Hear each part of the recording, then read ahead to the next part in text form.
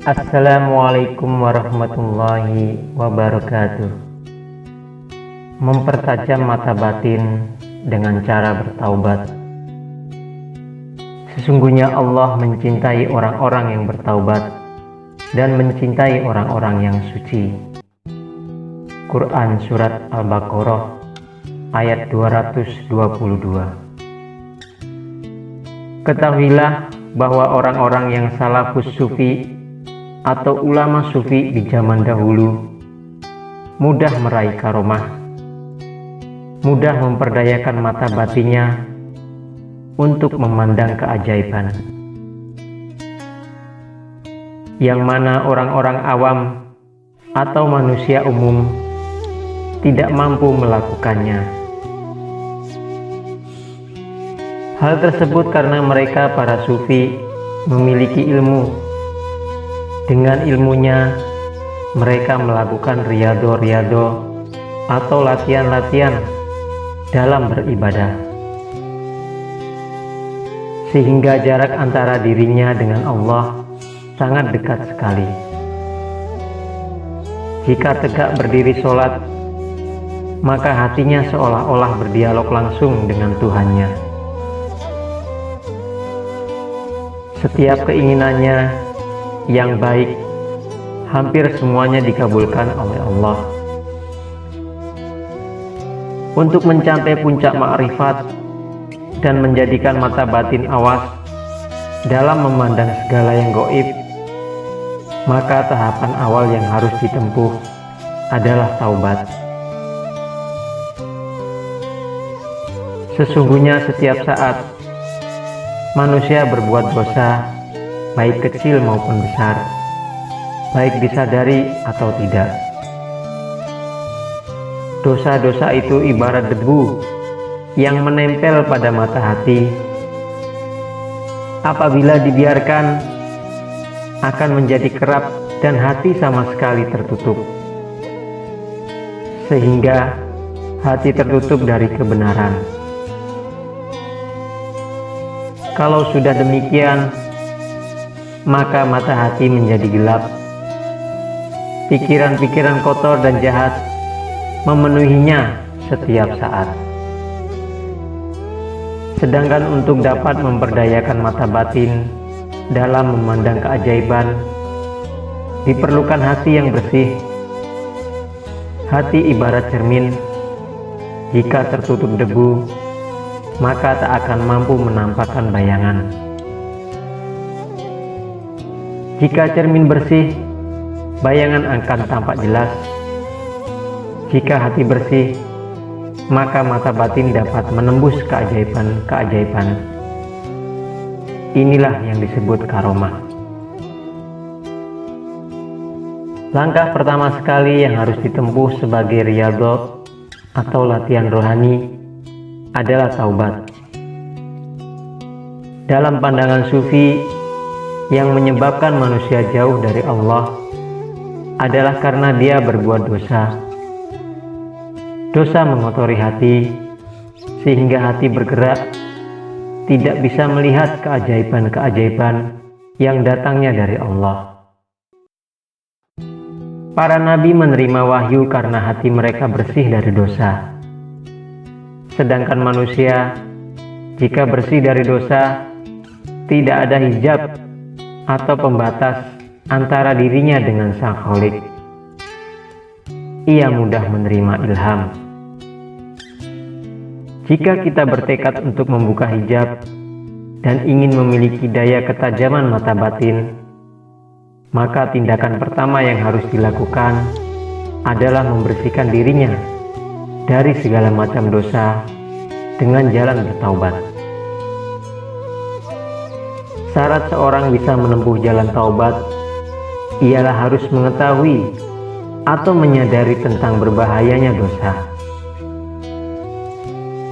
Ia harus sadar bahwa dosa merupakan dinding penyekat antara hamba dengan Allah.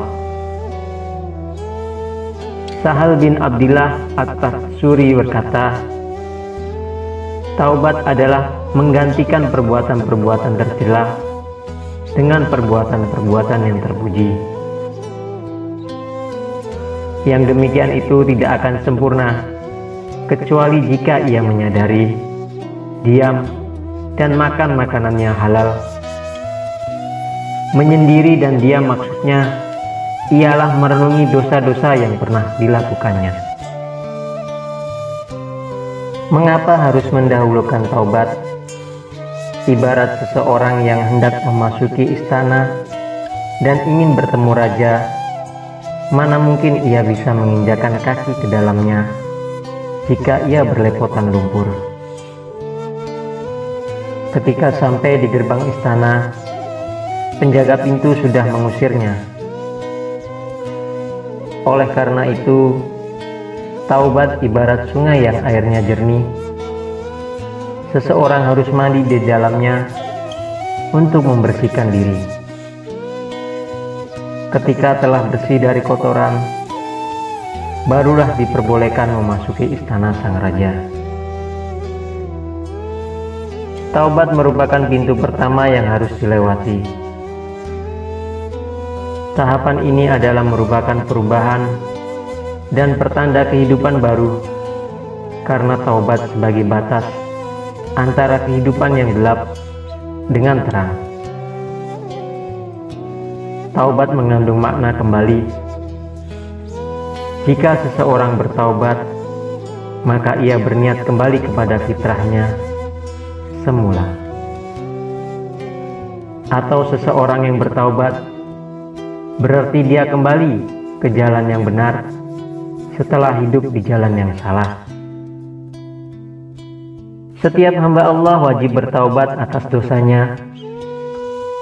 Banyak dalil yang menerangkan betapa orang yang mau bertaubat, ia akan beruntung. Keberuntungan itu karena dengan mudahnya ia dapat menempuh menuju ma'rifatullah. Misalnya dapat dijumpai dalam Al-Quran. Bismillahirrahmanirrahim. Watubu ilallahi jami'an ayyuhal mu'minuna la'allakum tuflihun. Yang artinya, dan bertaubatlah kamu sekalian kepada Allah, hai orang-orang yang beriman, supaya kamu beruntung. Quran Surat An-Nur ayat 31. Sahabat Nabi Shallallahu Alaihi Wasallam yang bernama Anas bin Malik radhiyallahu an berkata, aku pernah mendengar Rasulullah Shallallahu Alaihi Wasallam bersabda,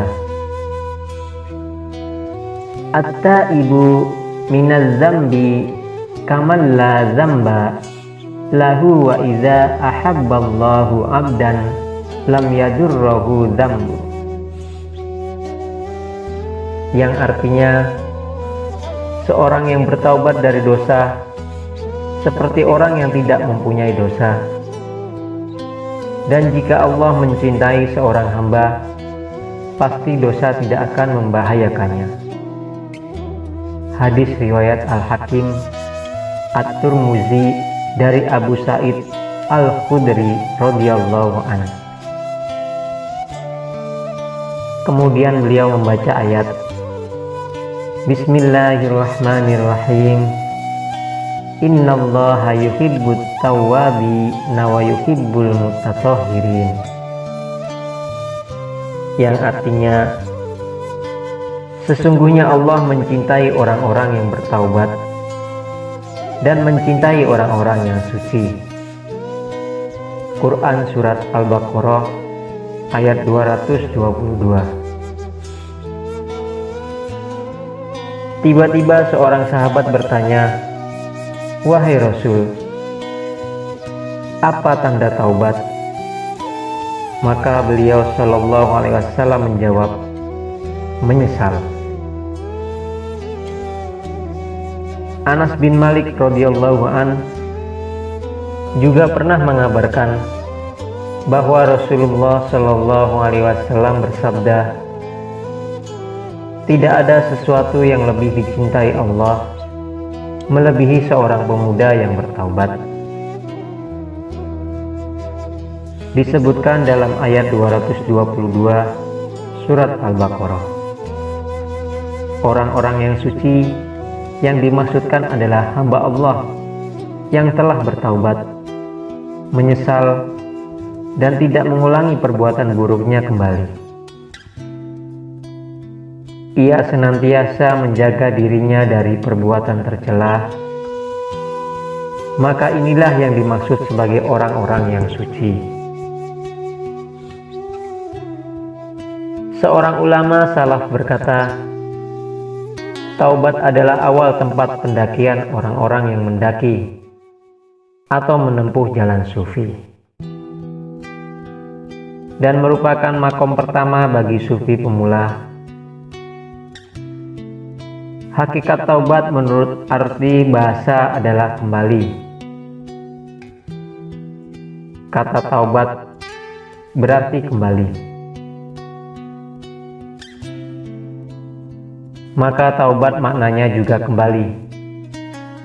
Artinya kembali dari sesuatu yang dicela dalam syariat menuju sesuatu yang dipuji dalam syariat. Arti taubat atau taubah yang lain menurut ulama sufi ialah penyesalan diri terhadap segala perilaku jahat yang telah dilakukannya. Menurut Ibnu Qayyim, taubat ialah kembalinya seorang hamba kepada Allah, menjauhkan diri dari jalan yang dibenci dan sesat, dan tidak berhasil kecuali atas hidayah Allah menuju jalan yang lurus. Sedangkan menurut Al-Kalabazi, taubat itu mempunyai 3 kategori. Pertama, meninggalkan segala kemaksiatan dan berbuat baik secara terus-menerus. Kedua, keluar dari kejahatan dan memasukkan kebaikan karena takut murka Allah.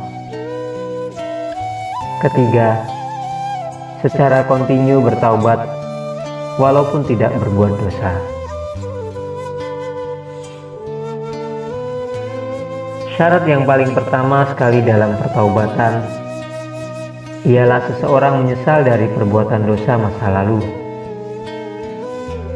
Kemudian timbul azam atau niat atau tekad yang kuat.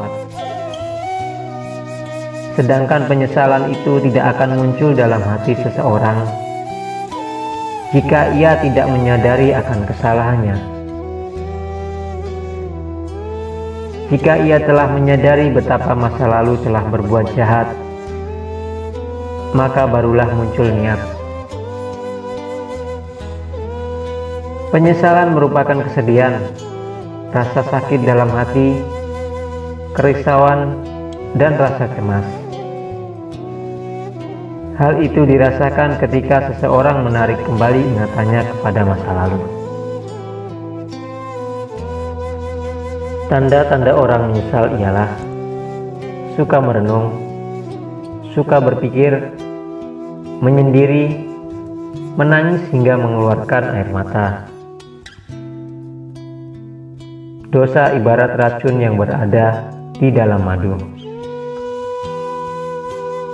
Bagi orang yang tidak mengetahui bahwa di dalam madu ada racun, tentu akan tertarik untuk meminumnya. Ketika meminum akan merasakan kenikmatannya, tetapi kenikmatan itu tidak akan berlangsung lama. Yang muncul kemudian adalah rasa sakit dan penderitaan, rontoknya rambut, dan lumpuhnya anggota badan. Tidak bisa diingkari, perbuatan dosa memang menyenangkan, namun tidak berlangsung lama. Yang tersisa dari perbuatan jahat itu adalah penderitaan jiwa. Derita jiwa yang terus-menerus itu tidak akan bisa berakhir jika tidak disembuhkan dengan taubat. Oleh karena itu, sebuah hadis mengatakan, duduk-duduklah, berkawanlah bersama orang-orang ahli taubat. Sesungguhnya mereka lebih halus hatinya. Menurut Imam Al-Ghazali, bahwa syarat penyesalan yang sempurna adalah pengembalian pikiran kepada masa lampau, yaitu ketika hari pertama ia balik atau dewasa, dengan umur atau dengan mimpi. Hendaknya seseorang meneliti apa yang telah dilakukannya semenjak awal balik, dari tahun ke tahun, dari bulan ke bulan, dari hari ke hari, dari tarikan nafas ke tarikan nafas. Kemudian menengok apakah perjalanannya selama ini telah diisi oleh ibadah wajib, ataukah ibadah wajibnya ditinggalkan. Berapa banyak kewajiban kepada Allah ditinggalkan, berapa banyak pula dosa kejahatan yang telah dilakukannya. Orang yang bermaksiat wajib memeriksa atau meneliti mulai dari permulaan balik, terhadap pendengaran, penglihatan, lisannya, perut, tangan, kaki, kemaluan, dan anggota tubuh lainnya. Kemudian menengok pada semua harinya dan jamnya, lalu memerinci kejahatan-kejahatan atau kemaksiatan mulai dari yang besar hingga dosa yang kecil.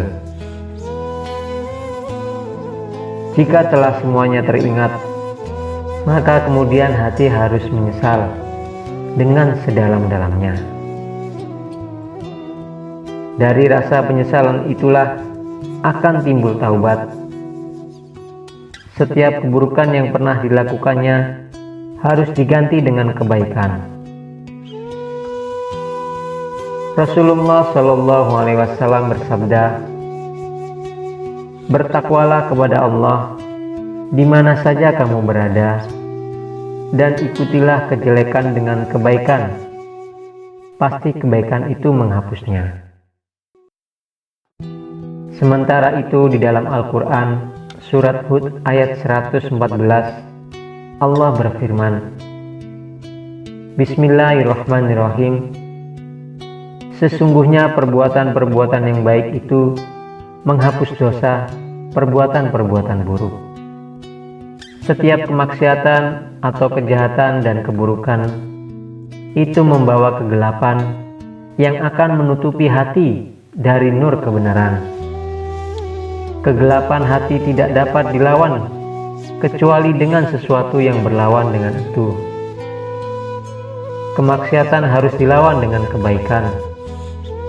Oleh sebab itu, dalam menempuh jalan taubat, seseorang yang menyesal harus melawan keburukannya itu dengan kebaikan. Adapun kesalahan yang berhubungan dengan manusia, maka penyesalan harus diikuti dengan permintaan maaf kepadanya. Kesalahan kepada sesama itu misalnya menganiaya, menyakiti hatinya, atau merusak kehormatannya. Hal ini selain bertaubat kepada Allah, seseorang harus meminta keikhlasan hati orang yang dianiaya.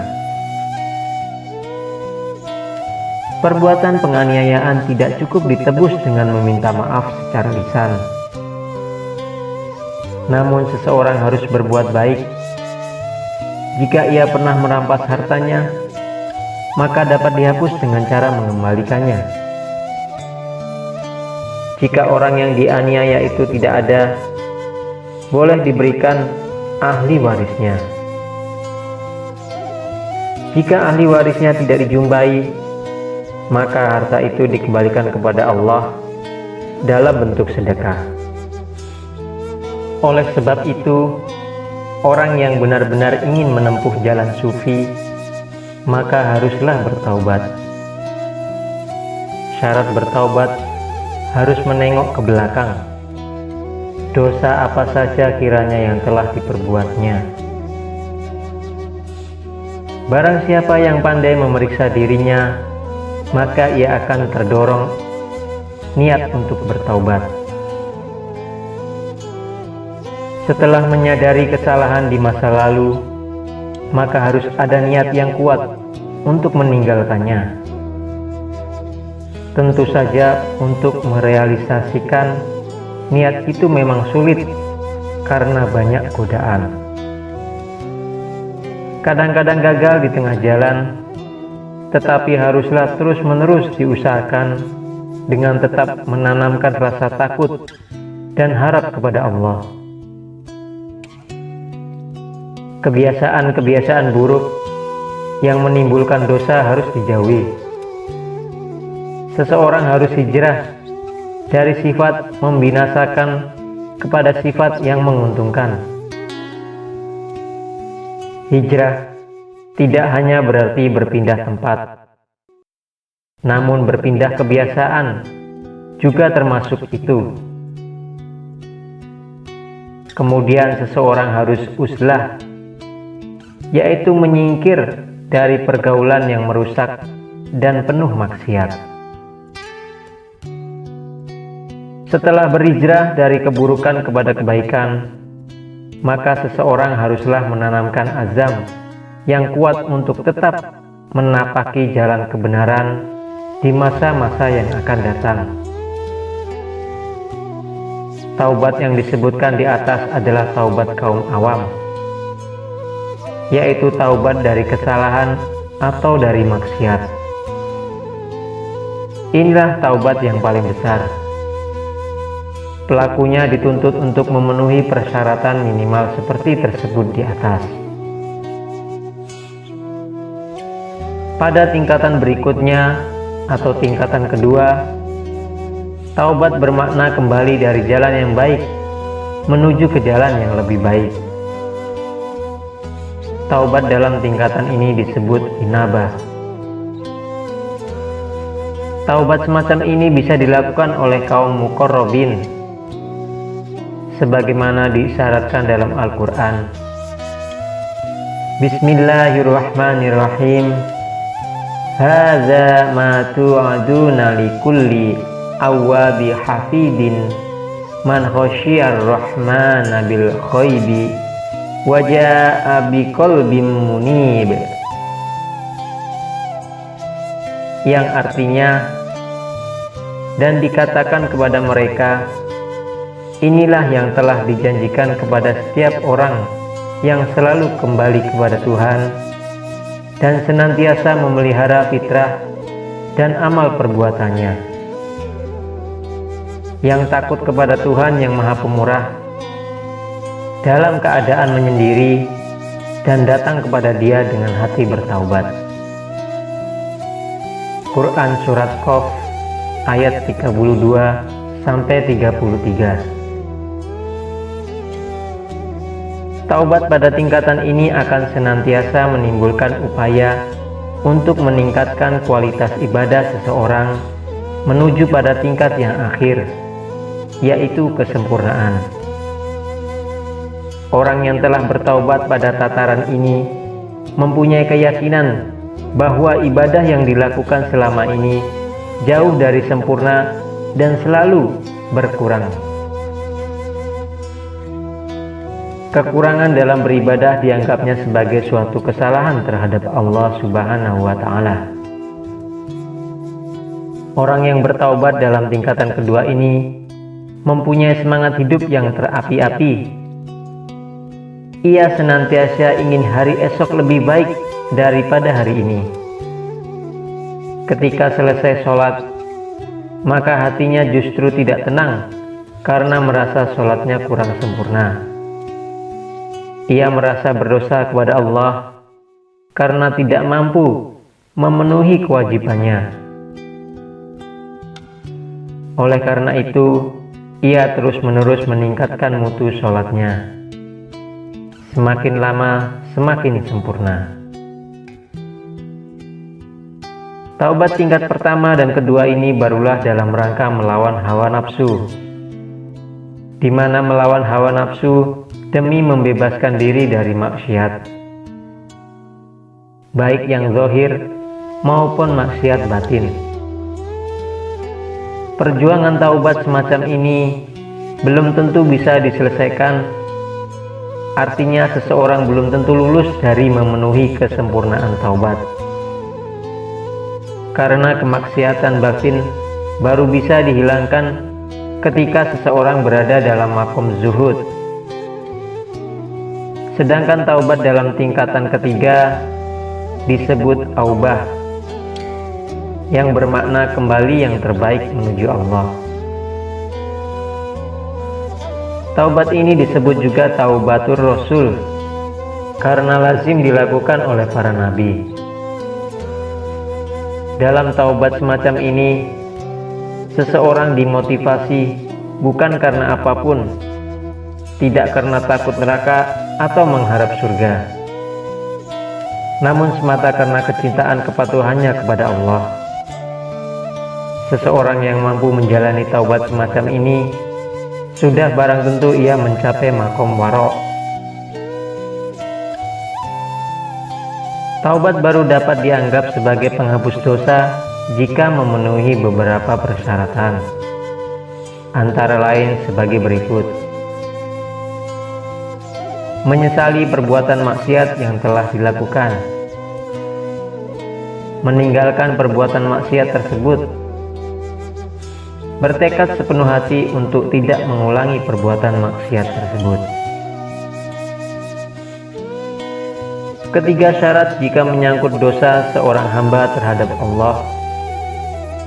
Jika maksiat itu terhadap sesama manusia, selain syarat di atas, ditambah lagi dengan jika maksiat tersebut berkaitan dengan harta, maka diharuskan mengembalikan harta tersebut kepada pemiliknya.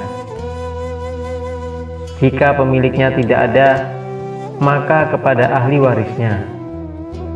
Dan jika ahli warisnya tidak dijumpai, dikembalikan kepada Allah dengan memberikan kepada sabilillah. Jika maksiat tersebut menyangkut kehormatan seseorang, maka orang bertaubat harus meminta maaf. Apabila taubat ini dilakukan dengan sungguh-sungguh dan memenuhi syarat-syaratnya, maka seseorang akan kembali menjadi fitrah, kembali suci sebagaimana ketika ia baru lahir. Wassalamualaikum warahmatullahi wabarakatuh.